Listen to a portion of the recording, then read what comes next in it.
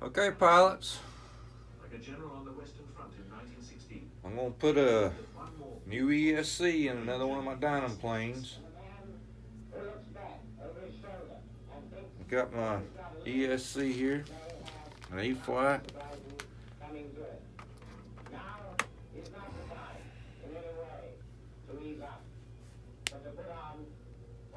That's the ESCs I've been putting in them. Some of them got FMS ESCs in them, but most of them have this one put in. 40 amp.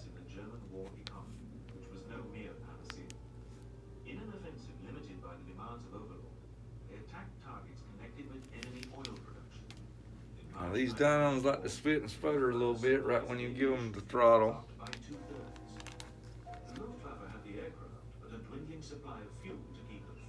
So let's see, I've got to take the spinner off here and take the prop off, because I might even have to take the motor all the way out, because there's no access panel down below here.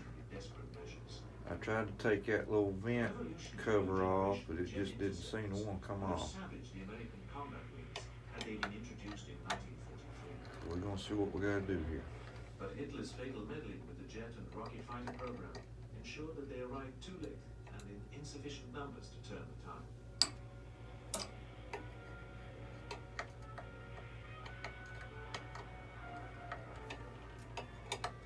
The jets gave the American bomber formations a nasty shock, but waited. This is a Dynam Hawker Hurricane.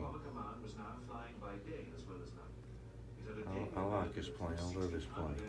I've done just a few little detailing work to it. I painted that exhaust black. Had a comment on one of my videos of this plane that he made better, more factory looking exhaust manifolds on his Hurricane, and gave me a website. What was it? A website or something else there? Some other little detailed doodad there that he done.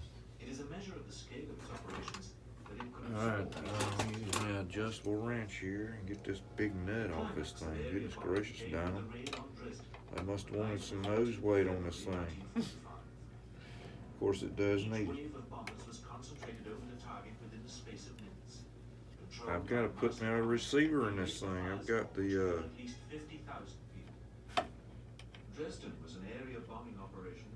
Detrum 6-channel gyro sport receiver put on it, or in it, and set it up. Was eager to demonstrate British willingness to help Stalin as the Red Army drove into eastern Germany. Dresden did not figure on Harris's target list, but in the aftermath of the raid, both he and Bonner took the blame for the conclusion of a policy, area bombing, which had enjoyed Churchill's wholehearted support for over 3 years. Might be a little tougher. The peak of the bomber's success coincided with the defeat of the German army. Oh yeah. Progressive occupation of the Reich itself She was tight. by the Western and Eastern armies. Yep. As a result, My claims goodness. of the strategic That's bombing way up in supporters, there too. they Oh. alone knows the key to victory can never be proved.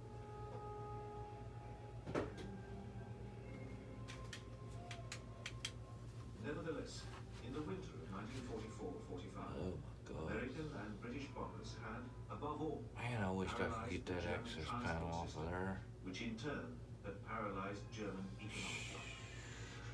But in spite of terrible losses, 600,000 dead, 10 times the number killed in the blitz, the morale of German civilians did not fall. It had not in London in 1940, nor did it in Hamburg or Berlin. Within 5 months of the Hamburg raids, the city's war production had climbed back to 80% of its previous capacity. Victory in the skies over Germany had been bought at a high price. In 1944 alone, the Americans had Taking a small screwdriver. By the end of the war, Bomber Command had lost nearly 55,000. It's like this more than the number this of British Army plastic officers cover here that's up underneath is mounted on, is made onto a mounter, or it's just remorseless technological pressure the there, Allies man. were able to Goodness bring to bear gracious. on him.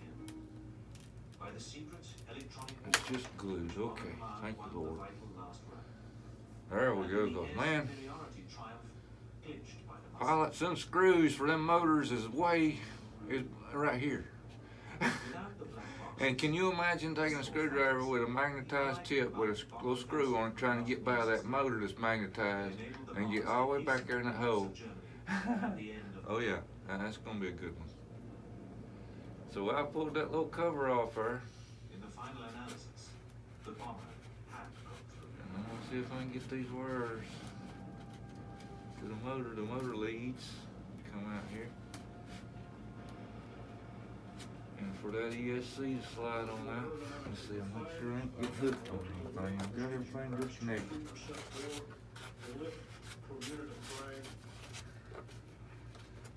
The Dynam ESCs is thick. They got a big old square head on them up there. Big old, I mean, that thing's almost an inch thick. You didn't climb into Spitfire to fly. You put wings on your own back. Now they've got these swapped around here from Dynam. They've got the black and the red, and the red and the black, blue and blue. Housing 830 caliber machine guns. We're gonna try that. 20mm cannons. Spitfire was well named. But the new one, Piece of technology ahead of its time. It was ready for war. It wouldn't have long to wait. The ferocity of Hitler's attack caught Europe unprepared. The sheer speed of the Nazi advance, undertaken with a lethal combination of air and land forces, left country after country in disarray. This World War looked nothing like the last. World War II is really the technology war. It's really quite a race. And the side that's going to win this race is really going to win the war. I'm gonna cut that cover off too. I like doing this. Adolf Hitler had created a complete battle system. Be very careful. Radios, his warplane, tanks, and infantry divisions were in constant That blade just kind of likes to dance all around. It don't cut you, little. fast-moving wave of terror. Well, of course you're gonna know what the Blitzkrieg, the lightning war. polarity is, but you know, I usually leave that on there. System work is key. But I know it's an E-flite for you. That's what you see in Yeah, World War II. ESC. The development of these great technological systems. Hitler's unstoppable forces racked up victory after victory until all that stood between them and the total conquest of Europe. Sometimes pilot, you gotta do it twice. This stuff's pretty 20 thick. miles wide. On the other side Yeah. lay England. See if I got it too. The Nazi warplanes didn't take long to breach the channel and continue their aggressive advance. But the British were expecting them and had been preparing for just such an assault. For decades, they had been quietly building an invisible wall of defense to guard their island nation from aerial attacks. The result was a wall of protection 5 miles high and 600 it all. miles long. It was a system It that exposes that heat shield there, airplane heat while dispense fleeing the shield. channel in 1909. Britain, even during the First World War, had developed the nucleus of a fighter defense system. They had developed the system of ground spotters, dedicated telephone lines going to a central control room, which Okay, I'm going with plot the location of enemy aircraft on a continual red to updated black. map, and orders would then go out to fighter units to scramble and attempt to intercept them. And I'll leave it exposed here and check my rotation before I get it all glued back in. Over Britain by the time you first got word of them. Black or red. Something back. In their desperation, they turned to a research scientist who wasn't concerned with enemy aircraft. And He was those looking for bullet thunderstorms. connectors are His very, name was Robert very tight. Watson They're good. Watson I'm surprised that two different manufacturers have the same size connectors on it. And one of the things that scientists That's very rare, even in the car business. flew over, there tended to be interference. They don't like wiring them up the same way, don't like putting them together the same way as their competitors. RAF bomber and set up a flight experiment near a working Okay. ABC Here's our receiver. Uh-oh. Cranfield University in southern England. Got the little plane up here in this corner. See the little plane in the corner right there? You make sure that plane's going forward. He places a radio transmitter at one end and a receiver at the other. Above them he hangs a metal aircraft, poised to interfere with the signal as soon as the Now we know that this one was the throttle. There it is. And if I now pull on this string, Throttle in this one is number 3. Polarity to the front of the receiver, to the right. Righty. When the Luftwaffe destroyed the station, British had backup portable And I've units. got They immediately brought in as landing gear. We're gonna wait on that one. After we were bombed, Ailerons. we couldn't operate. Ailerons. We, Checking our then polarity. went into the woods at Put our ailerons in number 1. a large caravan with the receiver in, and the other caravan with the transmitter. And if we hadn't got Lights. those We ain't worried about our lights transmitters, right now. We're looking for our elevator. Harvard changed the course of history. Harvard Elevator. was manned by 2 volunteers. Privates Lockhart. Checking our polarity. That goes in number 2. and all of a sudden he sees this big wave on that oscilloscope. He doesn't know what it is. So Elliot picks up the phone. They get into the Now we're looking for our rudder. There it is. You know, we've got this big pulse. We Our think rudder is that inside. plane's coming Just in can't here. get to it. Here it is. And the man in the control room who didn't understand radar, didn't trust Who's it, number 4? suddenly Checking our said that polarity his in number once again 4. got the bearings wrong, and it picked up the formation of B-17. We don't have flaps on this one. This is the first version. So we've got our gear. The technology had worked, but the system had not been set up to utilize it correctly. It was a mistake the U.S. would not make again. Immediately, the light went off, and the Army and the Navy embraced radar. Kind of looking at my with polarity vengeance. again. Okay. Japanese attack We're gonna put our on Pearl Harbor lights. threw America with all her might and resources. I'm going to into put the that in number 6.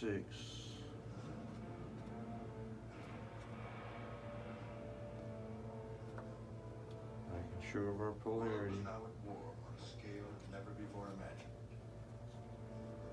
As the Allies joined forces against common enemies, Securing the receiver one to the weapon plane. top their wish list. Now we've got A weapon that could carry the fight to the enemy, inflict heavy damage. We've got a flat spot right here in the dead center, and we've got a flat spot on the sides, but Technology now existed to this canopy is so low sitting that if I put it there on that side, my wires is not gonna have any room here. flying fortress. So I'm gonna put it down here on this flat spot. There's a flat spot up here, but that's kind of like an air vent. I want that to stay clear. So I'm gonna put it back here. And get me a piece of two-sided tape here. This whole idea of air power.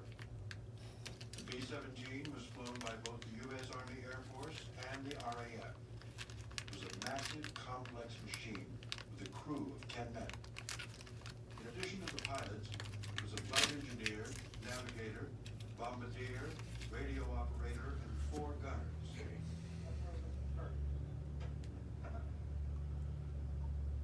When the British first saw the tiny ball turrets on the B-17s, they refused to believe anyone could survive in them. But the American That's gunners right. quickly proved that they could not only sit in the turrets for up to 12 hours at a time. I like to try to get the hardest one off first and stick it to the receiver. That way when I'm getting ready to stick it down, on the easy one to come off.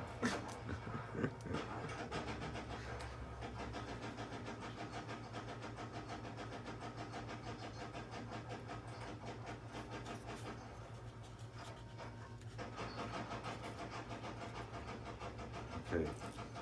Now that's a The B-17s had aerial firepower. pretty accessible spot there that I'm putting it at.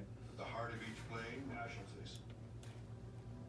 We always emphasized accuracy, and the accuracy drove us toward the rifle as opposed to the musket. I can It get drove to us the little toward button to rifle do the artillery, and bind. it's this impulse that really drives us subsequently toward developing the Northern bomb sight. I'm gonna straighten this up where the antenna is not quite in a 90.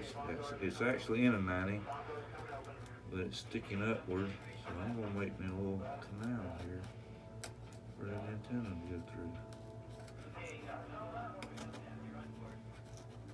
Jack has the target lined up perfectly.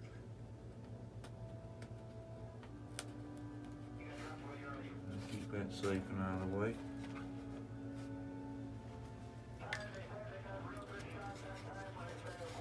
The Hurricane gives you a nice little spot here to put all your wires.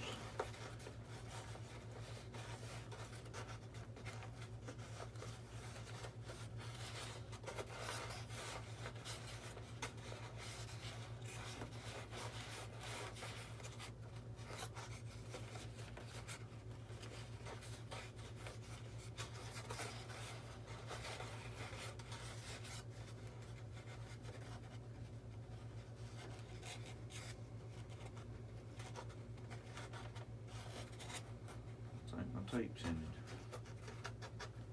I like listening to them documentaries when I'm working with planes pilots. It's pretty cool.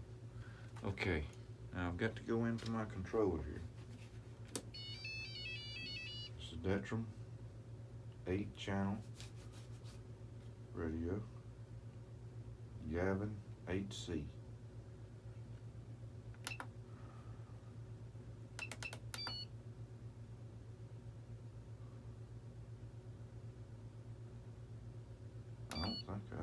I know I don't, because I had a tactic in this, I believe.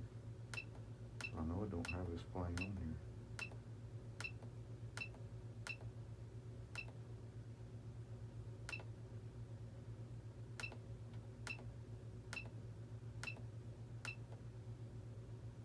Nope.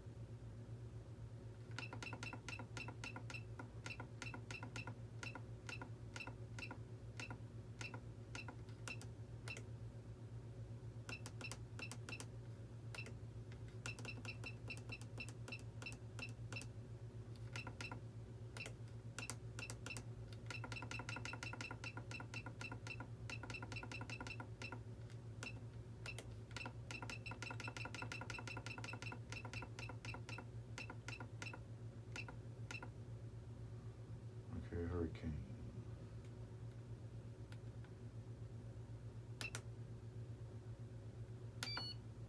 Oh, crap.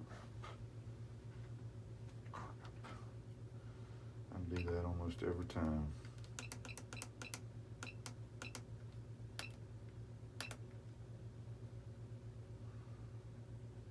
I can go back in and name it later. I'm not worried about setting up the gyro.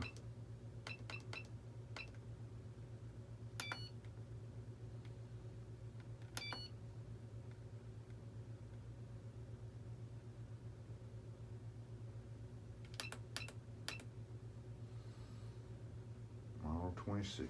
Okay. Let's turn that back off. Alright, let's see if I get a battery here.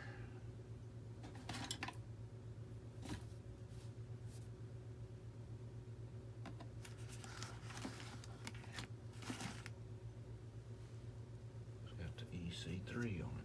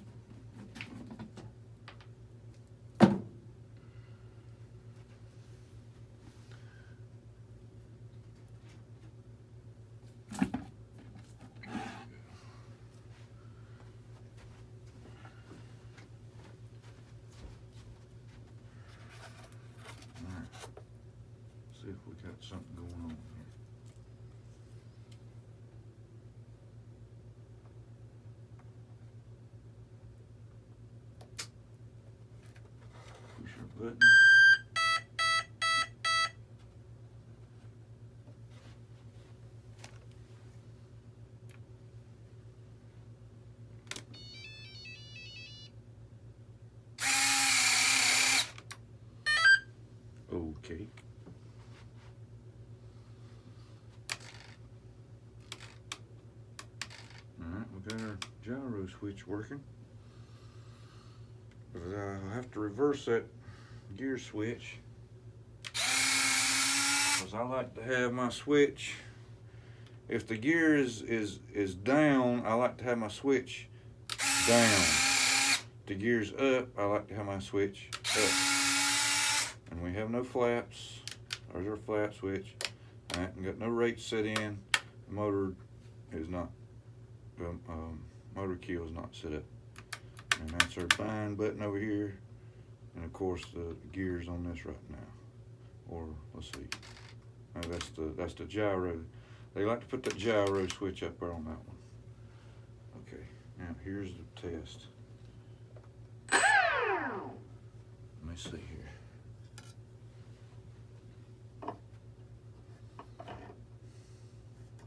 Yep, it's going in the right direction, I believe. Yep.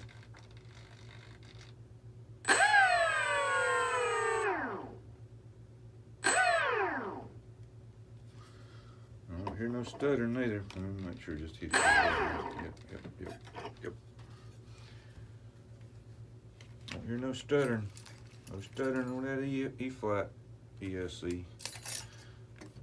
But pilots, don't get me wrong though. Now I love my Dynam planes. That's pretty much the only ones I fly right now. I fly my P-47, my P-51, and I fly my Trojans.